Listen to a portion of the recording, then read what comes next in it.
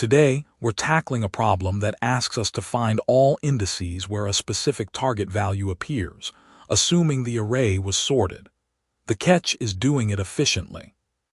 Given an array of integers and a target integer, our task is to return a list of all indices where the target appears after the array has been sorted in non-decreasing order. The output list itself must also be sorted in non-decreasing order. We're not actually sorting the array, but determining what those indices would be. The most straightforward approach is to simply sort the input array first. Once sorted, we can iterate through it and collect all indices where the element equals our target. This works, but sorting an array typically takes big O of n log n logarithmic time. While easy to implement, it's not the most efficient if we can avoid the sorting step.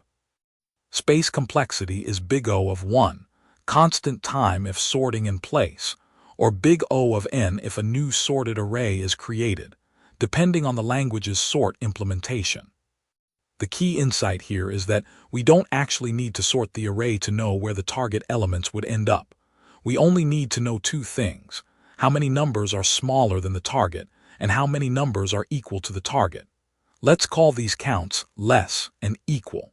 We can find these by iterating through the original unsorted array just once. The count of less elements tells us the starting index for our target values.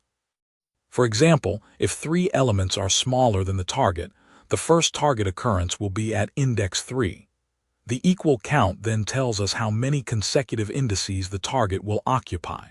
So, the indices will range from less up to less plus equal minus 1. We then construct our result list by adding these calculated indices. Let's trace this with an example: array 1, 2, 5, 2, 3, and target 2. We initialize our less count and equal count to 0, iterating through the array. For 1, less becomes 1. For the first 2, equal becomes 1. For 5, it's greater than target, so no change.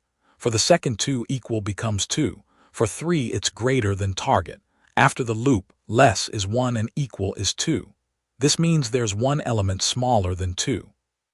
So the target 2 will start at index 1. Since there are 2 occurrences of 2, it will occupy indices 1 and 2. We then add 1 and 2 to our result list. The final output for our example is the list containing 1 and 2. These are precisely the indices where the target value 2 would appear if the array 1, 2, 5, 2, 3 were sorted. You'll spot this pattern when a problem asks for indices or positions after sorting, but the actual order of other elements doesn't matter, only their count relative to the target. This often signals that you can count elements instead of performing a full sort. This optimized approach has a time complexity of big O of n because we iterate through the array only once. The space complexity is big O of 1, constant time, as we only use a few constant variables. This counting trick is a powerful optimization. Try the next problem using this same pattern. Don't forget to like and subscribe for more efficient DSA solutions.